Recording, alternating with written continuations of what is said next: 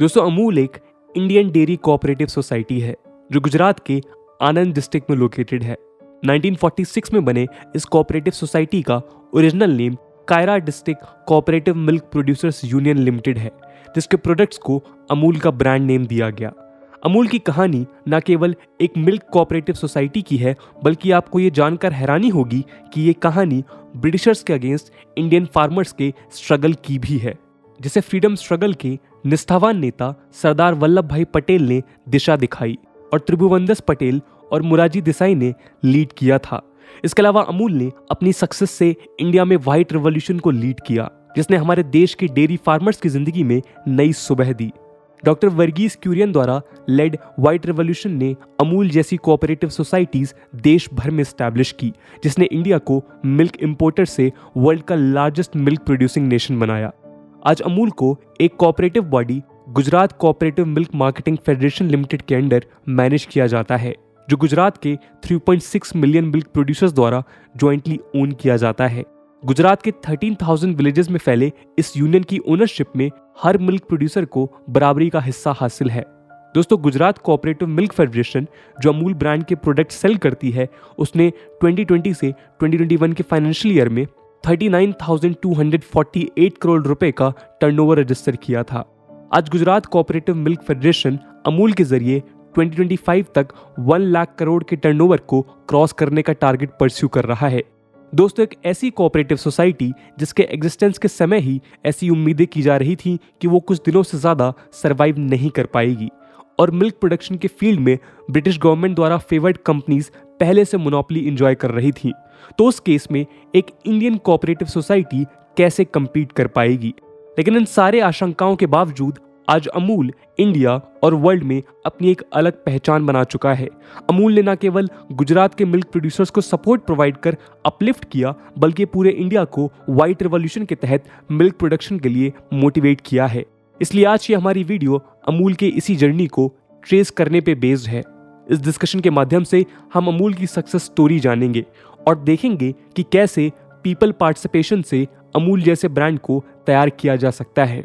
आइए शुरू करते हैं आज का डिस्कशन। नमस्कार दोस्तों, मेरा नाम है आदर्श और स्वागत है आपका स्टडी IQ में। दोस्तों, आज से 75 इयर्स पहले कायरा के मिल्क फार्मर्स की भी वही हालत थी जो इंडिया के किसी दूसरे रीजन के किसान की थी। मिल्क मार्केटिंग सिस्टम कॉन्ट्रैक्टर्स और मिडिलमैन द्वारा कंट्रोल किया जाता था और गरीब मिल्क फार्मर स्टारवेशन से जूझता था।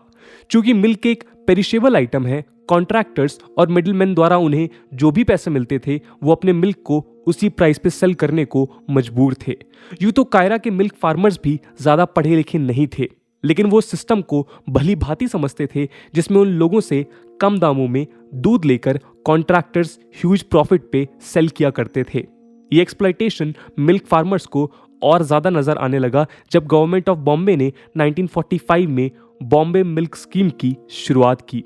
इस स्कीम में मिल्क को बॉम्बे से 427 किलोमीटर दूर प्रेजेंट डे गुजरात के आनंद से ट्रांसपोर्ट करना था, लेकिन ये तभी मुमकिन था जब मिल्क को आनंद में ही पैस्चराइज किया जा सके।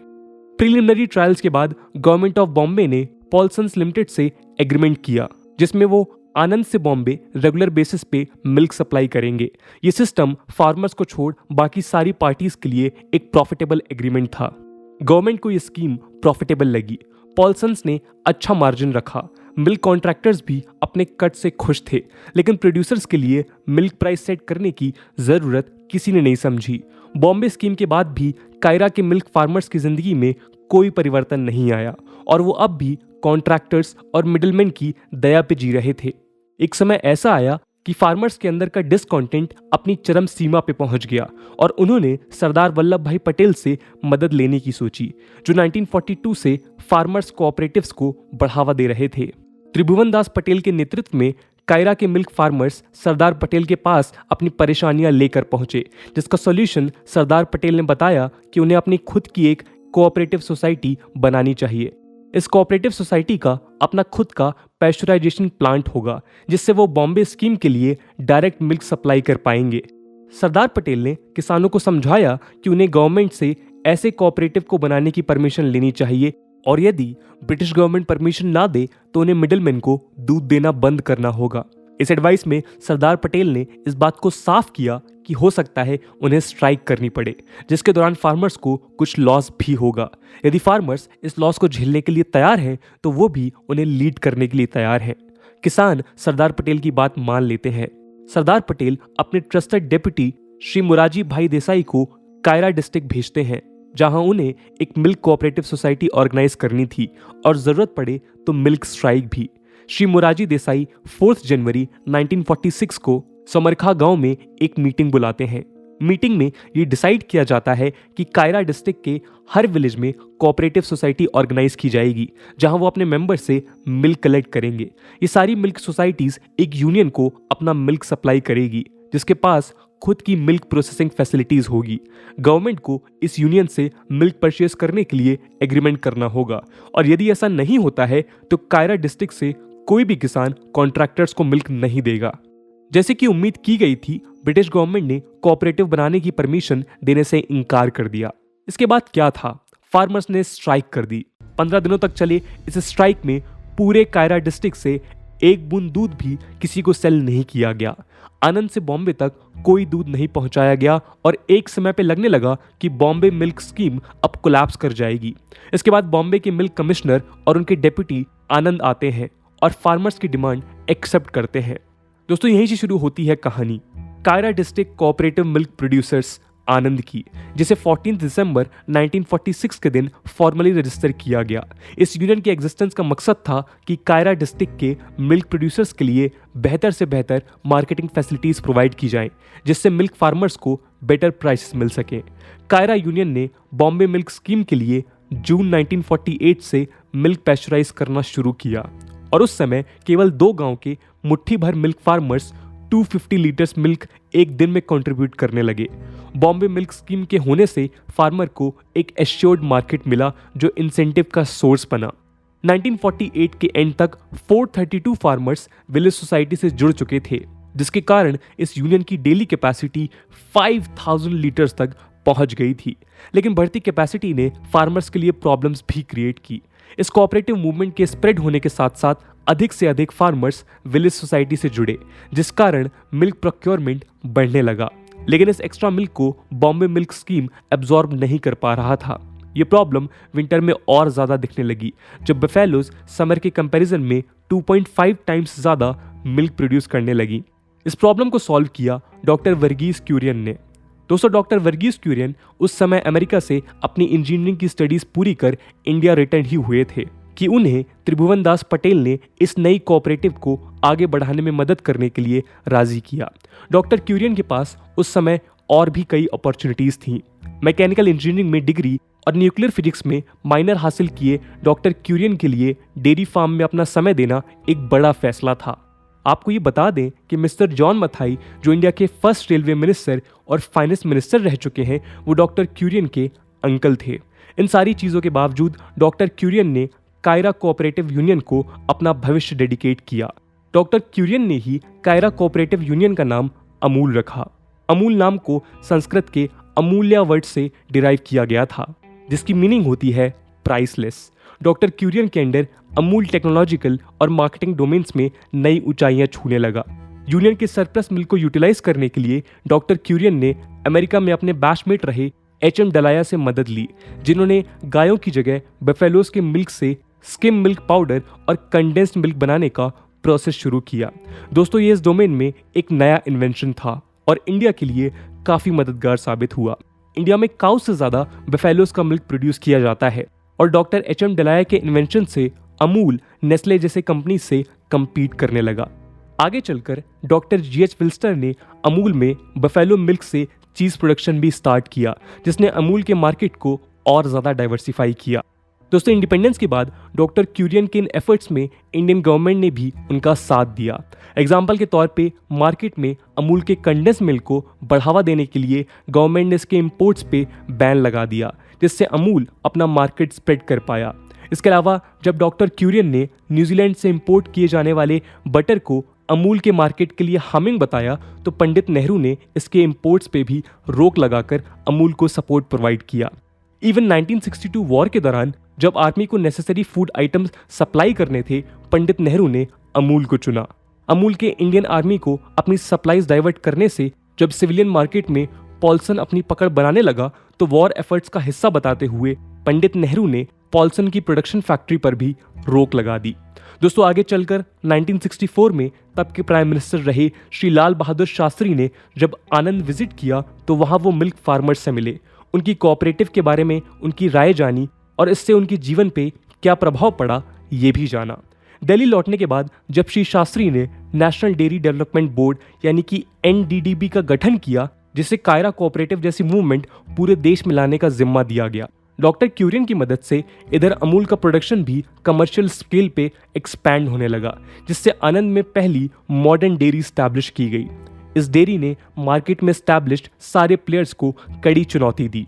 त्रिभुवन दास पटेल, डॉक्टर क्यूरियन और मिस्टर डलाया के ट्रायो ने इस कोऑपरेटिव डेयरी को इतना सक्सेसफुल बनाया कि ये इनिशिएटिव आनंद के आसपास के नेबरहुड में भी स्प्रेड करने लगा।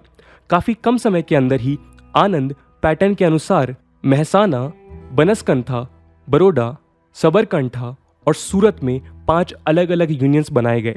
1970 में इसी कोऑपरेटिव ने इंडिया के व्हाइट रेवोल्यूशन को लीड किया, जिसका नेतृत्व भी डॉक्टर वर्गीस क्यूरियन कर रहे थे। गुजरात के बाकी कोऑपरेटिव से कंपटीशन अवॉइड करने के लिए Gujarat cooperative milk marketing federation limited का गठन 1973 में किया गया, जो आने वाले समय में इन सारे इंडिविजुअल डिस्ट्रिक्ट कोऑपरेटिव्स की एक एपेक्स मार्केटिंग बॉडी बनी। कायरा यूनियन, जिसका ब्रांड नेम अमूल 1955 में उसके साथ था, उसने भी इसे गुजरात कोऑपरेटिव फेडरेशन को ट्रांसफर कर दिया। दोस्तों, आज GCMMF इंडिया का largest food products marketing organisation बन चुका है। अमूल और सागर ब्रांड नेम के अंडर GCMMF गुजरात के डेयरी कोऑपरेटिव्स का एपेक्स ऑर्गेनाइजेशन है। पिछले 55 इयर्स में गुजरात के डेयरी कोऑपरेटिव्स ने 3.1 मिलियन विलेज मिल्क प्रोडक्ट्स को इंडिया के कंज्यूमर से लिंक करते हुए एक इकोनॉमिक नेटवर्क स्टैब्लिश किया है। 2007 में Gujarat cooperative milk marketing federation ने $1 बिलियन का सेल्स टर्नओवर क्रॉस कर इंडिया के एलीट फूड कंपनीज में अपना नाम शामिल कर लिया है। इसके अलावा 2007 में ही GCMMF ने गुजरात कोऑपरेटिव से एक दिन में 10 मिलियन लीटर से ज्यादा का मिल्क प्रोक्योर किया था। दोस्तों, Gujarat cooperative milk marketing federation limited आज इंडिया की one of the largest food product marketing organisation है, जिसका 2020 से 21 में एनुअल टर्नओवर $5.3 बिलियन था। आज GCMMF लगभग 24.6 million litres milk per day procure करती है, जिसे 18,600 विलेज मिल्क कोऑपरेटिव सोसाइटी से लिया जाता है। 33 डिस्ट्रिक्ट में फैले 18 मेंबर यूनियंस के साथ इस एपेक्स बॉडी में 3.64 मिलियन मिल्क प्रोड्यूसर्स ऐड हो चुके हैं। Milk, milk powder, health beverages, ghee, butter, cheese, pizza, ice cream, paneer और चॉकलेट प्रोडक्ट्स के साथ अमूल आज 10,000 डीलर्स और 10 लाख रिटेलर्स द्वारा सेल किया जाता है। इंडिया के अलावा अमूल के products USA, Singapore, gulf countries, Philippines, Japan, China और ऑस्ट्रेलिया में भी सेल किए जाते हैं। GCMMF आज ग्लोबल डेयरी ट्रेड प्लेटफॉर्म पे भी मौजूद है, जहां वर्ल्ड के टॉप 6 डेयरी प्लेयर्स अपने प्रोडक्ट सेल करते हैं। GCMMF को 1999 में Rajiv Gandhi national quality award से सम्मानित किया गया था। इसके अलावा IMC Ramakrishna Bajaj national quality award 2003, international dairy federation marketing award 2007, AIMARK Swami high performance brand award 2013, world dairy innovation award 2014 और इन जैसे कई उपलब्धियों से नवाजा जा चुका है। दोस्तों, पिछले सेक्शन में बताए गए एफर्ट्स के अलावा कुछ और स्पेशल रीजंस थे जिन्होंने अमूल को इस कदर सक्सेसफुल बनाया और आगे बढ़ाया। आइए उन पर भी एक नजर डालते हैं। पहला है अमूल गर्ल। दोस्तों, अमूल गर्ल वो एडवर्टाइजिंग चार्म है जिसे कंपनी ने अपने ब्रांड को प्रमोट करने के लिए किया। अमूल ब्रांड ने इस कार्टून का क्लेवर यूज किया, जिससे लॉन्ग लास्टिंग एडवर्टाइजिंग कैंपेन के अलावा प्रिंट एड्स में कस्टमर्स को ह्यूमर का टच भी फील हुआ। आज ये कंटेंट काफी पॉपुलर हो चुका है और बेटर कस्टमर एक्सपीरियंस प्रमोट करता है। अगला फैक्टर है इनोवेशन। दोस्तों, अमूल ने लगातार खुद को इनोवेट किया है, अब वो चाहे न्यू प्रोडक्ट्स के माध्यम से हो, मार्केटिंग एक्टिविटीज के माध्यम से हो या किसी ट्रेडिशनल सोशल ट्रेंड के विरुद्ध लड़ाई हो। 1960s में अमूल वर्ल्ड का अकेला ब्रांड था जो स्किम्ड मिल्क पाउडर बनाने के लिए बफेलो मिल्क का यूज करता था। 3 टियर कोऑपरेटिव स्ट्रक्चर के साथ अमूल ने ट्रेडिशनल ऑपरेशंस को ज्यादा प्रॉफिटेबल और एफिशिएंट बनाया। दोस्तों, तीसरा फैक्टर रहा powerful brand. Amul branded house architecture के रास्ते को फॉलो करता है और अपने हर एक प्रोडक्ट को एक कॉमन ब्रांड अमूल नेम के अंडर प्रमोट करता है। अमूल का फोकस हमेशा से रहा है कि इंडिविजुअल प्रोडक्ट्स की जगह पेरेंट ब्रांड को प्रमोट किया जाए, जिससे ब्रांड अवेयरनेस तो क्रिएट होगी ही, साथ ही मार्केटिंग और एडवर्टाइजिंग कॉस्ट भी रिड्यूस होंगे। दोस्तों, इस कड़ी में अगला फैक्टर है efficient supply chain. Amul 3 level cooperative structure को फॉलो करता है। सबसे पहले आते हैं village level dairy cooperative society, जहां मिल्क फार्मर्स अपनी मिल्क सेल करते हैं। इन विलेज सोसाइटीज को रीजनल डेयरी कोऑपरेटिव से कनेक्ट किया गया है। इन रीजनल सेंटर से मिल्क फिर स्टेट लेवल डेयरी एसोसिएशन तक पहुंचता है। अमूल इंडिया की पहली कंपनी है जिसने इस स्केल के मॉडल को सक्सेसफुली एग्जीक्यूट किया और इसी मॉडल को इंडिया में मिल्क प्रोडक्शन के सपोर्ट में चलाए गए ऑपरेशन फ्लड में रेप्लिकेट किया गया। इसी मॉडल के कारण इंडिया आज वर्ल्ड का लार्जेस्ट मिल्क प्रोड्यूसर बनने में कामयाब हुआ है। दोस्तों, इनमें आखिरी फैक्टर है डाइवर्सिफाइड प्रोडक्ट पोर्टफोलियो। अमूल ने अपने प्रोडक्ट्स को डाइवर्सिफाई कर मार्केट के सारे सेगमेंट्स की नीड सेटिस्फाई किए हैं। मार्केट नीड को फुलफिल करने के साथ इस अप्रोच ने अमूल को अपने कस्टमर के साथ स्ट्रॉन्ग ब्रांड रिलेशनशिप बनाने में मदद की है। तो दोस्तों, ये थी कहानी अमूल की, जिसने इंडिया को मिल्क इंपोर्टर से वर्ल्ड का लार्जेस्ट मिल्क प्रोड्यूसिंग नेशन बनाने का रास्ता दिखाया। इस पूरी केस स्टडी का आपका फेवरेट पार्ट कौन सा था, कमेंट सेक्शन में जरूर बताइएगा। आज की वीडियो के लिए इतना ही। आई होप आपको वीडियो पसंद आई होगी, और अगर पसंद आई है तो अपने दोस्तों के साथ शेयर करना मत भूलिएगा। हम मिलते हैं अगले वीडियो में, तब तक के लिए जय हिंद, जय भारत।